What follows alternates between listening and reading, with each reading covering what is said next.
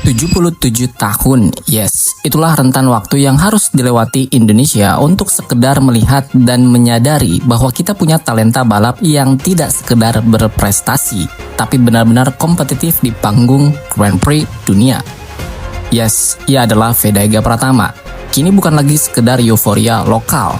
Jika kita melepaskan kacamata nasionalisme dan murni membedah data di atas meja, apa yang dilakukan Veda di awal musim ini adalah sebuah anomali statistik yang sangat langka di kelas Moto3. Selamat datang di MotoGP ID. Di video kali ini kita akan membedah secara faktual dan teknis mengapa Veda Ega Pratama layak menyandang status The Chosen One dari Indonesia, dan bagaimana rekam jejaknya sejajar dengan nama-nama besar yang kini mendominasi kelas Premier MotoGP. Mari kita tarik mundur data klasifikasi Rookie of the Year sejak era Moto3 250cc dimulai pada tahun 2012. Bernama Fabio Quartararo meraih podium di seri kedua yang berlangsung di kota Austin. 1 tahun berselang di 2016 ada Khairul Idham Pawi dari Malaysia yang memenangi balapan basah di seri kedua Argentina.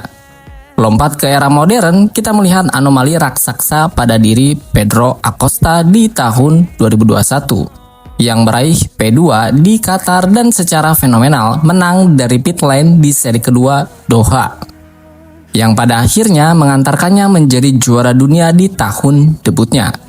Dan baru-baru ini kita melihat Alvaro Carve mencatatkan tren serupa di awal 2025. Namun sayangnya ia dijelang menuju akhir-akhir balapan di overtake oleh Máximo Quilez.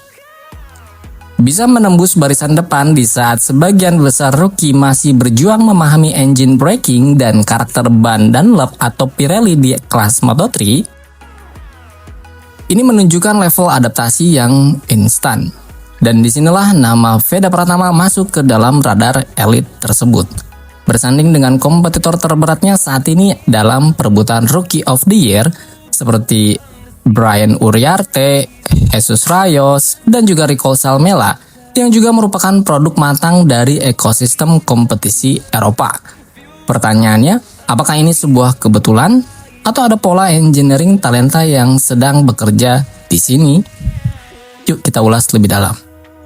Segmen kedua, membaca pola masa depan pembalap top MotoGP. Kita masuk ke segmen kedua. Jika kita membedah lebih dalam nama-nama yang berhasil naik podium di 2 seri awal tadi, kita akan menemukan sebuah benang merah yang sangat jelas. Pencapaian instan di Moto3 adalah proyeksi akurat dari karir masa depan di kelas Premier MotoGP.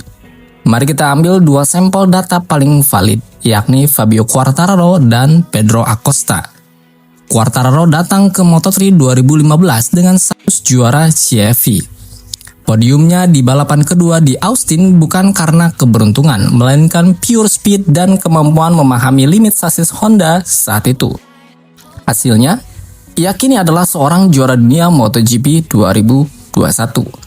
Kemudian ada Pedro Acosta di 2021. Apa yang membuat Acosta begitu spesial bukan hanya keberaniannya, tapi kemampuan teknisnya membaca racing line kompetitor dan manajemen ban KTM-nya sejak lap pertama. Status juara dunia Moto3 di tahun debutnya membawa melesat bak meteor ke Moto2. Dan kini menjadi sensasi serta sedang berada di zona 5 besar di MotoGP. Di motorsport, speed bisa dipelajari, tapi adaptability di atas motor prototipe adalah bakat bawaan. Moto3 modern dengan regulasi ban tunggal yang kini Pirelli membuat jarak waktu antar pembalap hanya dipisahkan oleh 1/1000 detik. Seorang rookie yang bisa langsung fight di grup terdepan berarti memiliki corner speed dan teknik late braking yang sudah setara dengan pembalap reguler yang punya data telemetri bertahun-tahun. Disinilah kita harus memposisikan Veda dalam persaingan Rookie of the Year. Veda tidak hanya melawan trek yang baru ia pelajari, tapi juga melawan sistem. Lawan utamanya seperti Brian Uriarte yang memiliki mileage atau jarak tempuh yang jauh lebih banyak di sirkuit-sirkuit Grand Prix karena terbiasa berkompetisi di FIM Junior GP atau CFV yang dulunya di sirkuit Eropa. Tapi fakta bahwa Veda mampu merespon ritme lap time mereka di 3 seri awal membuktikan bahwa secara skill sailing, Veda memiliki potensi yang setara dengan talenta-talenta The Chosen One yang pernah kita bahas. Ia memahami mechanical grip motornya dengan sangat cepat. Inilah yang menjadi pembeda Veda Ega Pratama yang datang dari Asia. Segmen 3. Fundamental teknis dan rekam jejak yang tidak bisa berbohong. Banyak pengamat di Eropa dan juga media Eropa mungkin terkejut dengan kecepatan adaptasi Veda. Tapi bagi kita yang menganalisis datanya sejak awal, hasil ini sepenuhnya logis. Mari kita bedah rekam jejaknya. Fundamental Veda dibangun di atas angka-angka yang brutal dan dominan. Kita mundur dulu yuk ke tahun 2023 di ajang Asian Talent Cup atau sekarang Moto4 Championship. Veda tidak sekedar menang, ia merusak kurva kompetisi, memenangkan 9 dari 12 balapan dalam satu musim dan mencetak rekor poin tertinggi sepanjang sejarah ATC saat itu, yakni 256 poin. Dalam analisis race pace, Veda seringkali memiliki lap time yang konsisten 0,5 hingga 1 detik lebih cepat dari rival-rivalnya di paruh kedua balapan. Ini menunjukkan tire management yang luar biasa tajam untuk pembalap seusianya. Namun, menguasai Asia saja tidak cukup untuk berbicara di Grand Prix.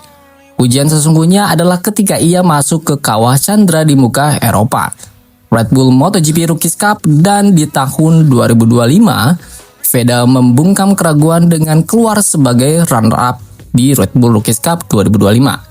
Di kompetisi ini, Veda menggunakan motor KTM standar RC250R yang identik dengan seluruh peserta. Disinilah terbukti bahwa skill ridingnya sangat adaptif. Ia belajar menghadapi gaya balap dogfight khas pembalap Spanyol dan Italia, memahami slipstream taktik di trek panjang Eropa, dan yang penting, ia membuktikan kapasitas mentalnya saat berada di bawah tekanan. Transisi dari motor ATC Honda NSF 250R ke motor KTM Rookies Cup dan kini masuk ke kelas Moto3 Grand Prix dengan versi NSF 250RW membutuhkan kalibrasi ulang pada sensor motorik seorang pembalap torsi yang berbeda, tingkat stiffness-nya sasis yang juga berbeda, dan karakter kompon ban yang jauh lebih demanding. Fakta bahwa Veda bisa membawa semua muscle memory dari kemenangannya di masa lalu dan menerjemahkannya menjadi kecepatan di grid Moto3 saat ini adalah bukti otentik bahwa ia bukan sekedar pembalap titipan, melainkan sebuah aset teknis bernilai tinggi. Segmen keempat, kesimpulan, prediksi di Jerez, Spanyol, dan juga bagaimana nanti kiprahnya. Sebagai kesimpulan dari bedah data kita kali ini, Veda Pratama berada di jalur lintasan atau trajektori yang benar. Jika mengacu pada data statistik kurun waktu 13 tahun terakhir, keberhasilan seorang rookie untuk langsung masuk ke depan pada seri-seri awal adalah tiket emas menuju masa depan yang panjang di Grand Prix. Ia memiliki fundamental yang kokoh dari ATC 2023, tervalidasi di Red Bull Rookies Cup 2 tahun dan menempatkannya di runner-up tahun 2025. Dan kini sedang membuktikan dirinya sebagai ancaman nyata untuk gelar Rookie of the Year bersama Uriarte dan rookie Eropa lainnya. Ia juga adalah anomali talenta yang tervalidasi oleh sejarah dan angka. Status The Chosen One dari Indonesia bukan lagi sekedar label harapan, melainkan sebuah realitas teknis yang sedang terjadi. Pola karir instan ala Pedro Acosta dan Fabio Quartararo sudah ia lewati di awal. Namun tantangan sesungguhnya bagi seorang pembalap bukan hanya seberapa cepat ia di satu lintasan, tapi juga seperti yang tadi kita sebutkan seberapa konsisten dan adaptif ia bisa compete di berbagai sirkuit dan karakternya. Kita akan meninggalkan perbincangan tentang kota di video sebelumnya dan sekarang kita harus mengalihkan fokus ke arena pertempuran berikutnya. Sebuah sirkuit yang akan menguji mindset dan raw skill Veda secara fundamental, yakni sirkuit Jerez Angel Nieto. Pertanyaannya, seperti apa bekal Veda di Jerez? Nantikan di episode Deep Insight yang akan kita kupas dan juga ulas analisanya. See you in that next video.